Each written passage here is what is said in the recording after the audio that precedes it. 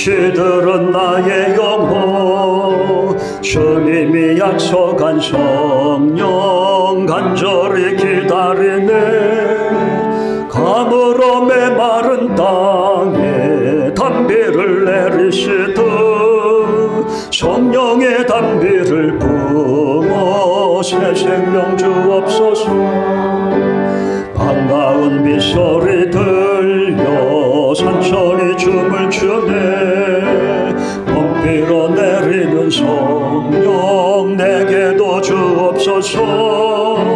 가물어 메마른 땅에 단비를 내리시듯 성령의 단비를 부어 새 생명 주옵소서.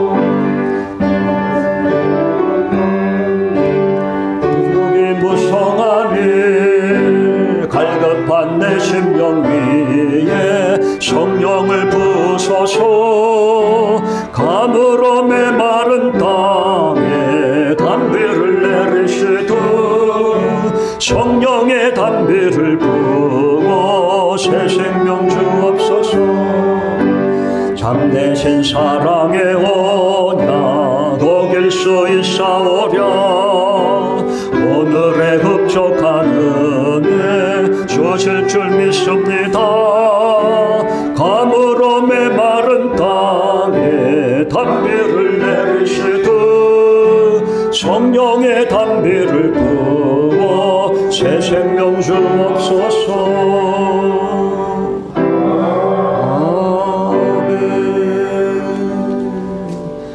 이 시간 주님께서 우리들에게 주시는 말씀은 요한복음 1장 19절에서 29절 말씀입니다. 요한복음 1장 19절에서 29절 말씀입니다. 우리 한 절씩 교독하시겠습니다.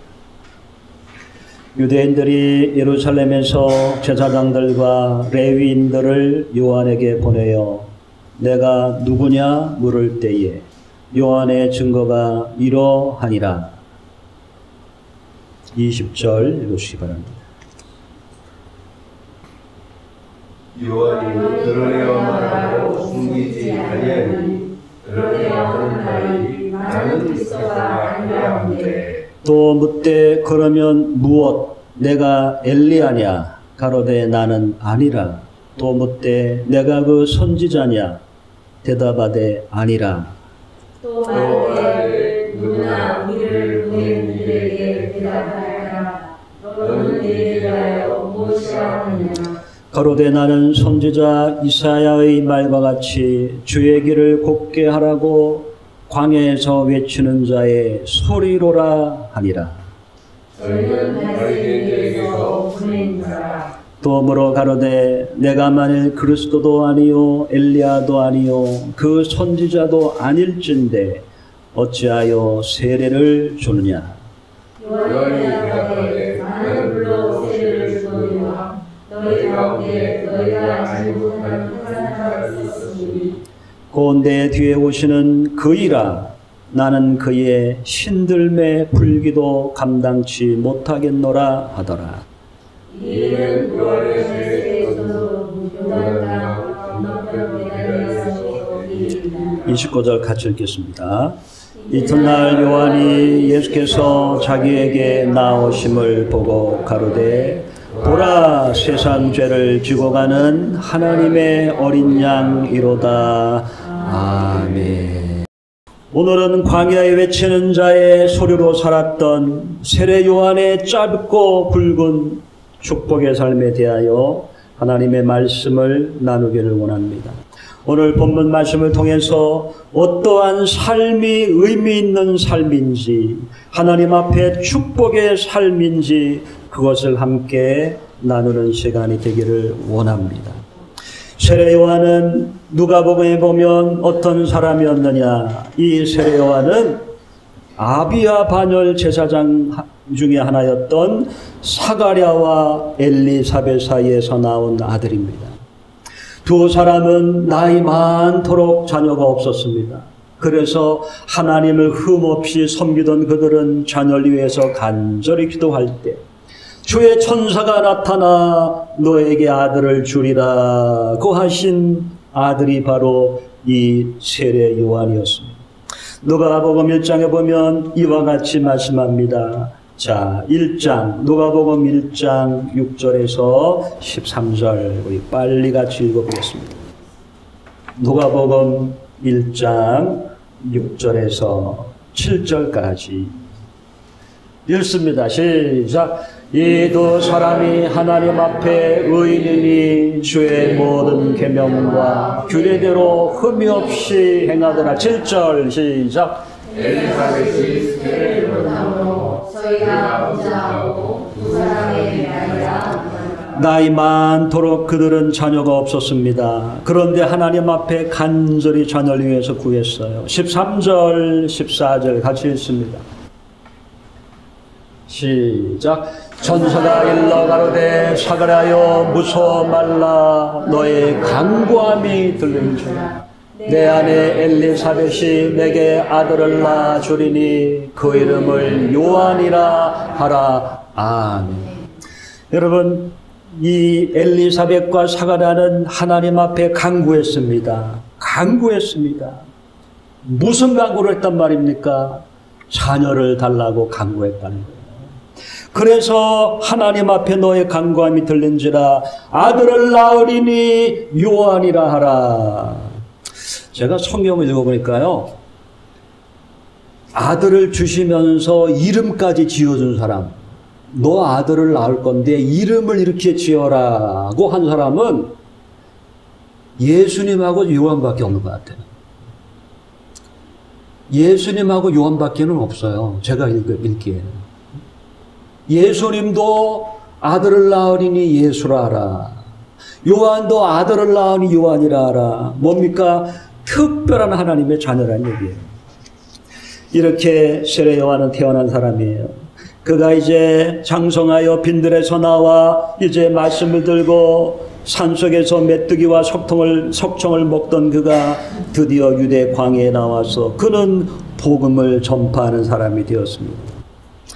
회개하라고 외치는 하나님의 사람이 되었는데 그가 유대 광야 요단강 갈릴리로서 그에게 세례를 받기 위해서 오는 사람들이 엄청 많았다고 성경 기록합니다. 어떤 사람이 책을 쓴 걸 봤는데요, 이런 기록이 있더라고요. 세례 요한 당시에 그 주변에 요단강 주변 그 일대에 살고 있던 사람들이 한 100만 명이 된다, 이런 말한 걸 제가 봤어요. 100만 명. 요단강 일대에 100만 명 정도가 그 주변에 살았다는 거예요. 그 사람들이 다 세례 요한의 외침, 회개하라 천국이 가까이 왔느니라는 세례 요한의 외침을 듣고 수많은 사람들이 세례 요한에게 세례를 받으려고 나왔다는 것입니다. 일대 파란이 일어났던 거예요. 선지자처럼 생긴 사람이 낙타털을 옷을 입고 나와서 회개하라 외칠 때 많은 사람들이 그 앞에 무릎을 꿇고 회개 세례를 받았던 것입니다. 그럴 때 오늘 유대인들은 세례 요한의 등장에 긴장하면서 세례 요한에게 사람을 보냅니다. 네가 도대체 누구냐? 누구길래 사람들한테 세례를 주는 것이냐? 오늘 본문으로 돌아가겠습니다.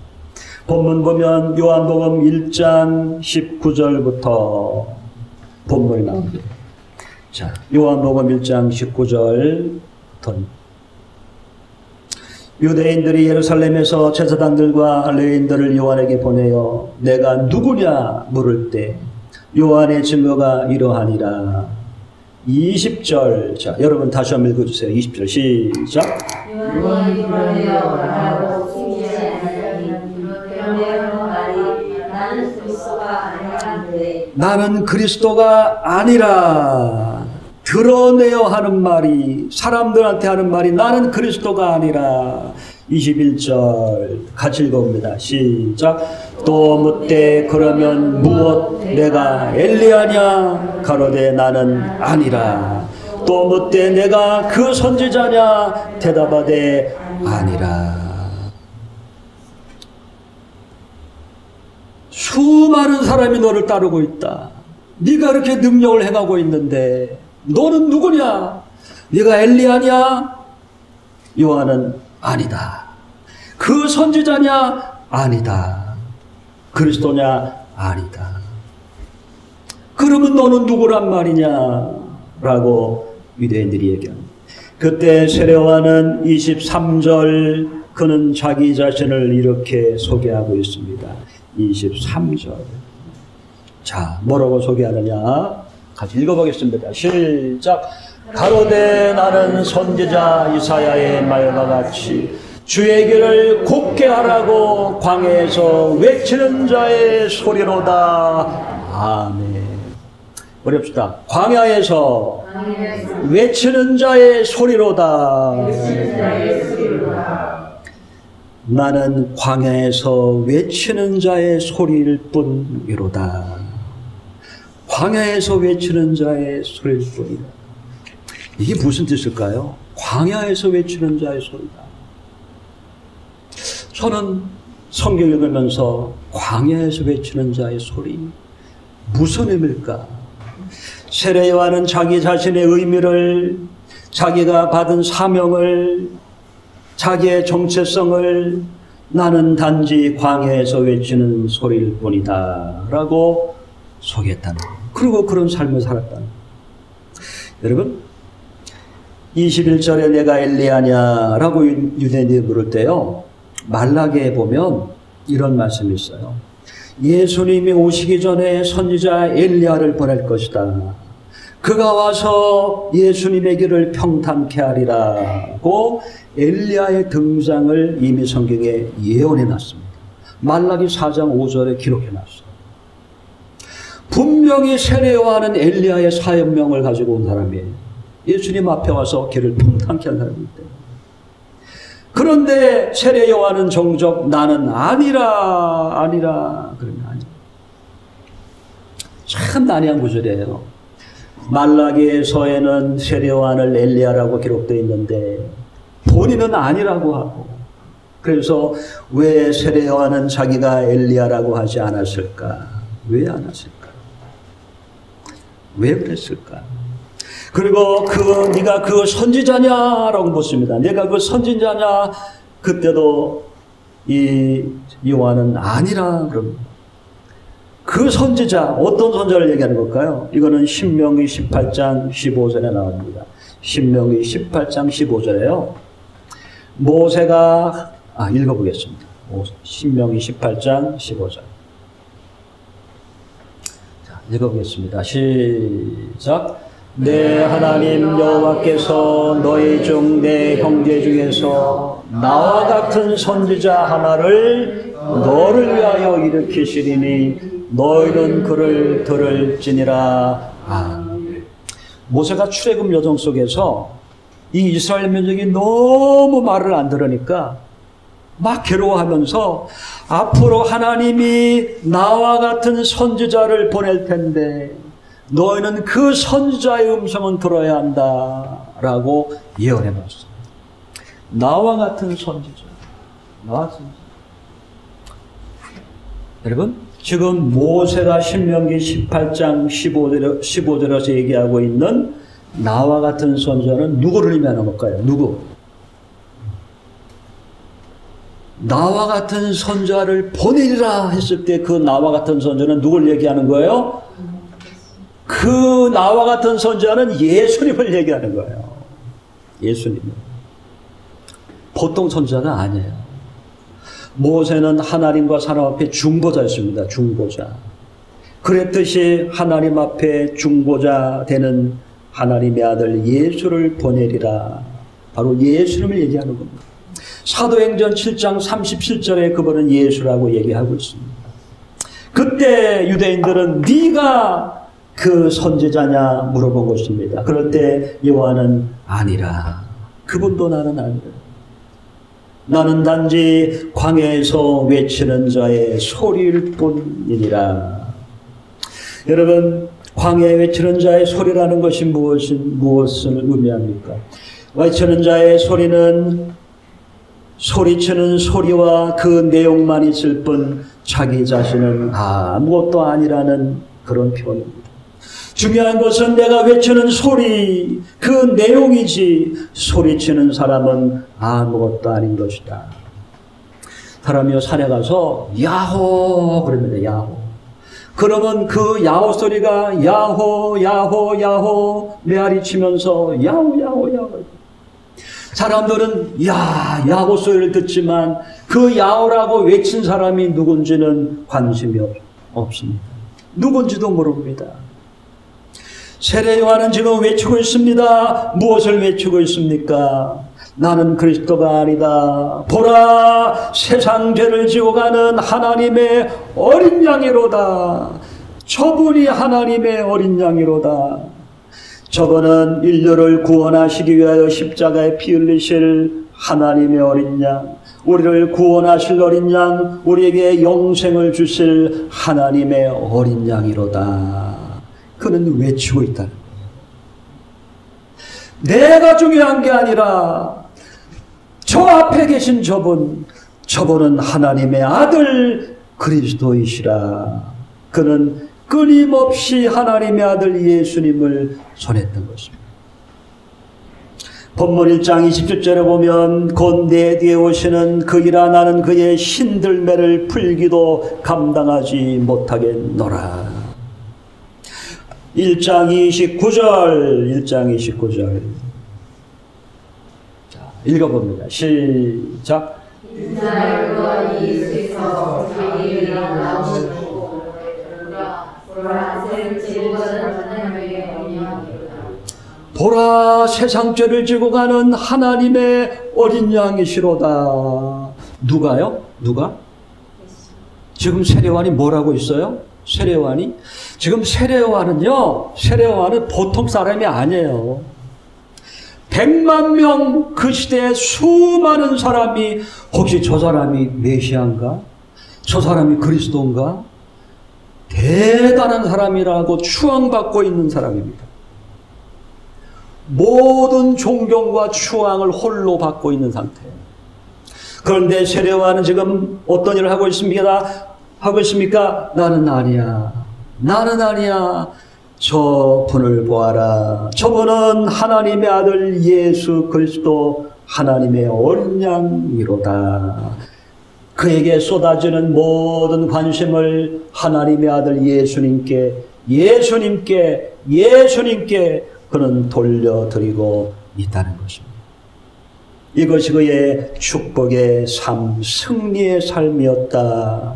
성경은 우리에게 말씀하고 있습니다. 여러분, 세상에는 수많은 사람이 있어요. 마치 하루살이가 수많이 바글바글거리는 하루살이가 있습니다. 그 하루살이가 자기의 삶을 끝내고 죽을 때 그것은 우리에게 무슨 의미가 있습니까? 그것은 아무것도 의미가 없습니다. 많은 사람들이 한 세대는 가고 한 세대가 와서 수많은 사람이 오고 가지만 그래서 지혜자를 기억하는 사람이 없다고 솔로몬은 헛되고 헛되며 헛되도다라고 고백하고 있는데, 여러분, 하루살이 같은 인생들이 이 땅에 와서 가는데 그것이 무슨 의미가 있겠습니까? 그러나 하루살이가 헛되지 않은 하루살이가 되려면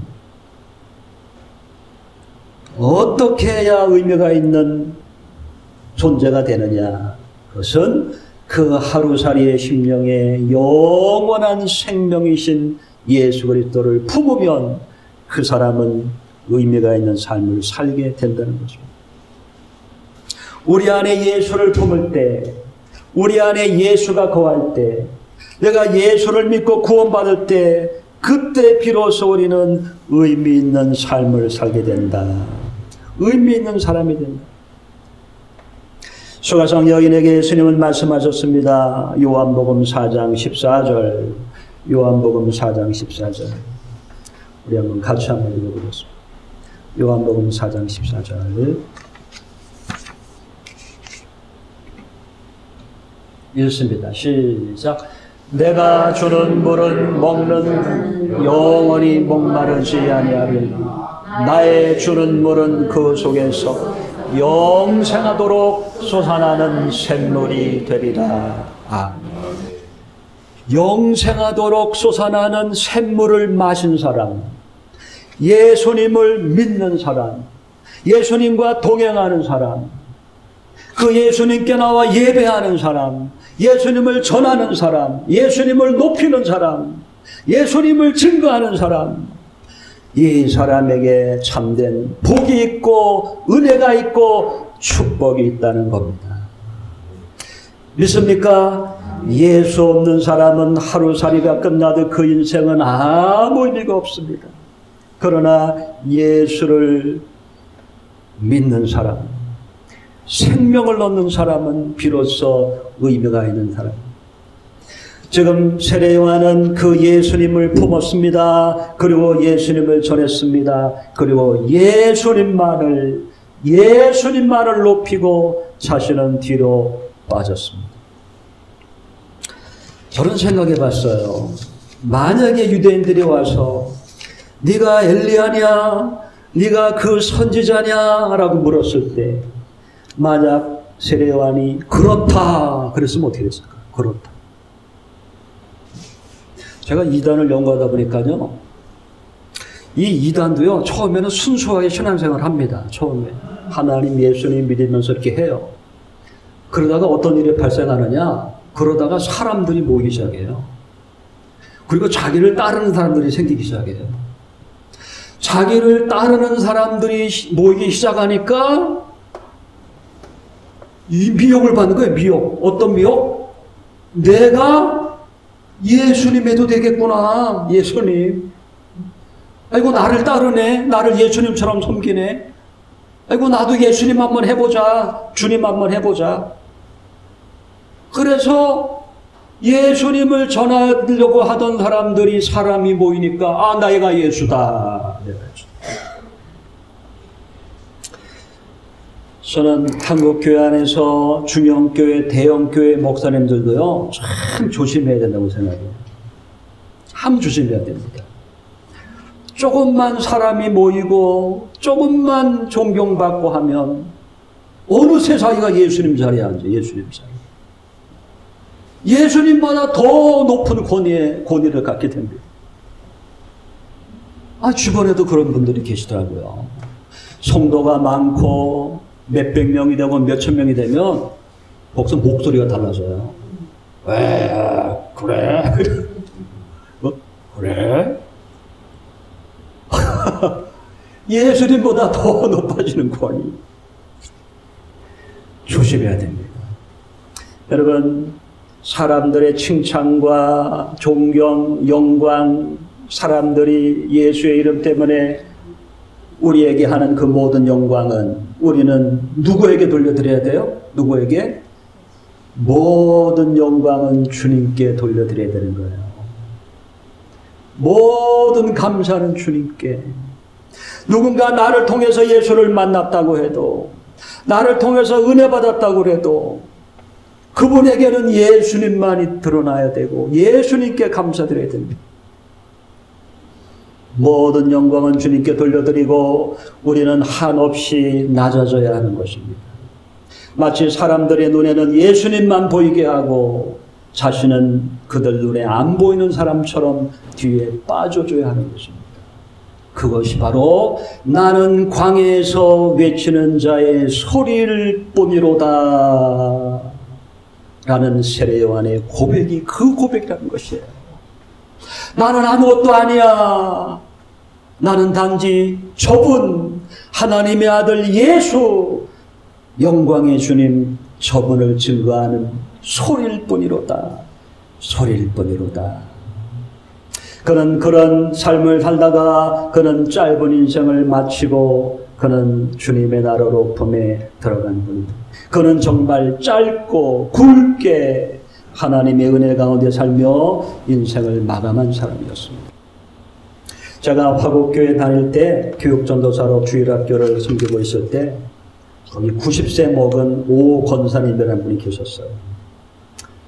근데 제가 이제 교육전도사로 있으니까 저를 사랑해 주시고 또 우리 할아버지 교회였으니까 제가 어려서부터 큰 걸 보셨으니까 이제 뭐 저는 손주처럼 생각하시는 분인데 그분은 저만 보면 항상 그 얘기했어요. 세례 요한. 세례요한 얘기하시면서 야, 세례요한 너무 불쌍하다. 세례요한 너무 안 됐어. 그 부모가 그 노년에 하나님 앞에 기도해서 낳은 아들인데 어떻게 그렇게 불쌍하게 죽었는고. 아이고 안 됐어. 아이고 불쌍해. 저만 얘기할 때마다 세례요한 불쌍하다고. 그래서 저는 권사님 절대 불쌍한 거 아니에요. 세례요한이 얼마나 하나님 앞에 영광을 돌리고 하나님 앞에 기쁨을 드리다가 하나님께 갔는데 뭐가 불쌍해요? 아, 불쌍하다. 어떻게 짧은 나이에 감옥에서, 여러분 세례요한이 어떻게 죽었죠? 어떻게 죽었어요? 세례요한? 감옥에서 목 잘라가지고 목을 쟁반에 받쳐서 죽었어요. 그러니까 불쌍하다고. 저는 그 권사님을 보면서 아유, 권사님 아무리 권사님이지만 성경 잘 안 읽으시는 분이구나. 그리고 죽음 너머의 것을 모르시는 분이구나. 여러분, 세례요한은 절대 불쌍한 사람이 아닙니다. 그는 행복한 사람이었어요. 왜? 예수를 품었고 예수를 전했고 예수 안에 즐거이 주님을 선포하다가 그는 하늘의 별처럼 하나님 나라로 갔기 때문에. 다니엘서에 보면 이와 같이 증거합니다. 다니엘서 12장 3절. 다니엘서 12장 3절. 같이 보겠습니다. 시작. 지혜 있는 자는 궁창의 빛과 같이 빛날 것이요 많은 사람을 옳은 대로 돌아오게 한 자는 별과 같이 영원토록 비추리라. 많은 사람을 옳은 대로 돌아오게 한 자는 별과 같이 영원토록 비추리라. 아마 우리 오 권사님은 지금쯤 알게 되었을 거예요. 왜? 천국에 가셨으니까. 세례요한이 불쌍한 사람이 아니었고 수많은 사람에게 예수 그리스도를 증거한 그는 복받은 사람이에요. 자, 그러면 세례요한은 이런 복을 받았는데 우리는 세례요한을 보면서 어떤 복된 자가 되어야 하느냐, 이것입니다. 우리는 어떤 복된 자가 되어야 하느냐. 바로 우리도 복된 사람입니다. 왜? 우리는 예수 그리스도를 품었기 때문에. 우리 안에 생명 되시는 예수님이 계시기 때문에. 그 예수님이 우리와 동행하시기 때문에 우리는 그 예수님을 예배하고 전하며 높이며 증거하는 사람이기 때문에 우리는 행복자요 축복자가 된 줄 믿으시기를 축원합니다. 여러분, 죄 가운데 오래 산다고 해서 축복인가요? 그렇지 않습니다. 죄 가운데 오래 사는 것은 더 죄악만 쌓을 뿐입니다. 차라리 하나님의 영광을 위해서 최선을 다하다가 주님의 영광을 높여드리다가 주님 부르실 때 기쁨으로 가는 것, 그것이 우리의 더 큰 기쁨인 줄 믿습니다. 갈라디아서에 보면 우리가 살아야 하는 이유를 얘기합니다. 우리는 우리를 위하여 자기 몸을 버리신 하나님의 아들 예수를 믿는 믿음으로 사는 것이라고 존재를 얘기합니다. 고린도전서 10장 31절 같이 읽어보겠습니다. 고린도전서 10장 31절.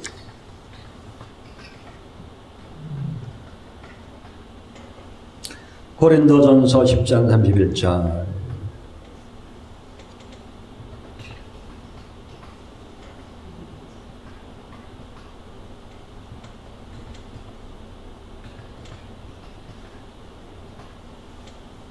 읽습니다. 시작. 그런즉 너희가 먹든지 마시든지 무엇을 하든지 다 하나님의 영광을 위하여 하라. 로마서 14장 8절 마지막. 로마서 14장 8절 읽습니다. 시작. 우리가 살아도 주를 위하여 살고 죽어도 주를 위하여 죽나니 그러므로 사나 죽으나 우리가 주의 것이로다. 세례요한뿐만 아니라 믿음의 사람들은 다 이런 삶을 살다가 주님이 부르시는 날 하나님 나라로 들어가게 된 것입니다. 우리도 우리의 삶 속에 주님과 동행하면서 주님의 이름을 높여드리면서 주님을 전하면서 주님이 부르시는 그날 주님 앞에 갈 때 주님은 우리를 사랑하시고 축복하여 주실 것입니다. 세례요한은 불쌍한 사람이 아니었습니다. 예수님이 말씀하시기를 여자가 낳은 자 중에서 가장 큰 자이다. 여자가 낳은 자 중에 가장 큰 자이다. 라고 그를 칭찬하여 주셨던 것입니다. 그러면 누가복음 7장 28절 마지막 설명만 하고 말씀을 마치겠습니다. 자, 누가복음 7장 28절 우리 한 절만 더 보겠습니다. 읽어봅니다. 시작. 내가 너희에게 말하노니 여자가 낳은 자 중에 요한보다 큰 이가 없도다. 그러나 하나님의 나라에서는 극히 작은 자라도 저보다 크니라 하시니 아멘. 여자가 낳은 자 중에 요한보다 큰 이가 없도다. 그러나 하나님의 나라에서는 극히 작은 자라도 저보다 크니라. 이것은 무슨 뜻일까? 여러분, 이 본문에서요, 참 난해한 구절이기 때문에 이단들이 굉장히 잘못해서 그런 경우가 많아요. 이건 뭐냐? 여자가 낳은 자 중 요한보다 큰 사람이 없다. 아담과 하와의 후손 중에서 지금 세례 요한처럼 예수님을 직접 보고 하나님의 아들인 줄 아는 사람이 있었을까요?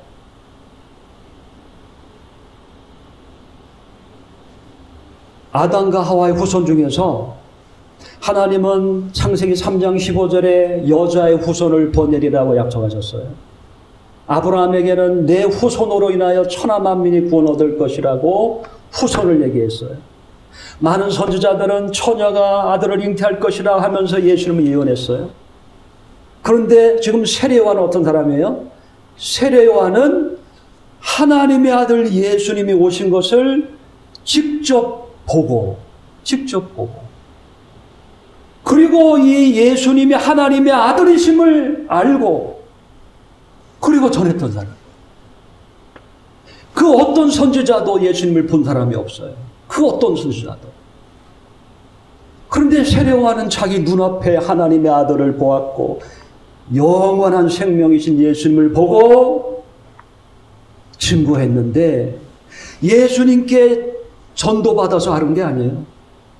직접 하나님의 성령으로 말미암아 알았던 사람.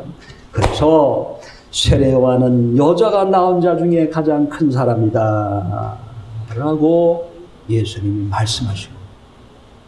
자, 그러면 하나님 나라에서는 극히 작은 자보다도 작다라는 것은 뭘까요?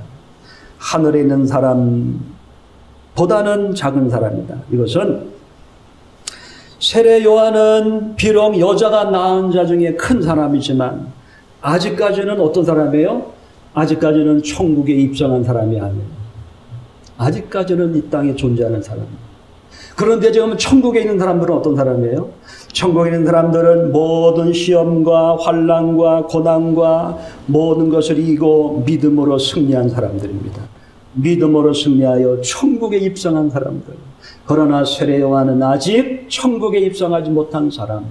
그러기에 천국에 있는 사람들보다는 작은 사람이다 라고 얘기했다. 이해가 되십니까? 믿습니까? 우리 아들이 상병이거든. 상병 1병 2병이잖아요. 근데 세상에서는 아무리 유명한 BTS 아니라 유명한 연예인이라도 군대 가면 어떻게 돼요? 군대 들어가면 2병 달아야 돼요. 아무리 유명한 사람도 지금은 아무것도 아닌 거예요.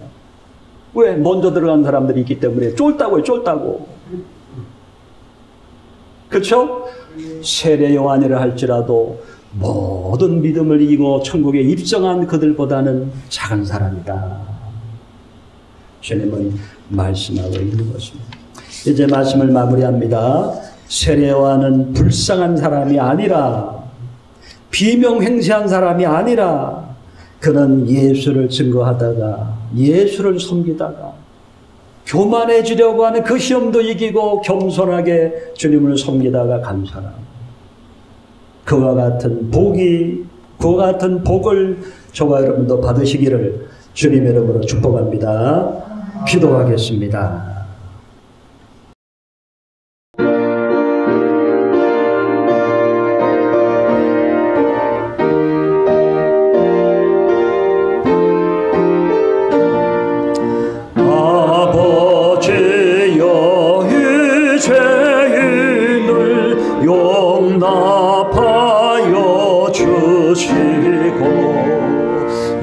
예수님의 이름으로 구원하여 주소서. 아버지를 떠나산 지 벌써 오래되었고 험한 길에 권한 몸이 이제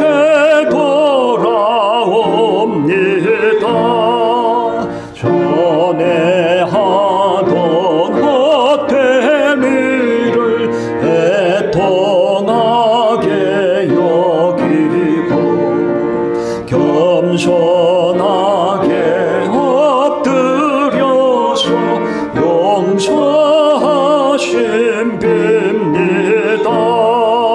은혜 감당 못하오나 회개하는 영혼과 나의 약한 육신까지 감히 드리옵니다. 나의 죄를 사시려 주님 죽으셨으니 그 공로를 의지하여 주만 의지합니다. 아버지여 용납하사 나를 품어주시고 주의 사랑 품 안에서 길을 살게 하소서.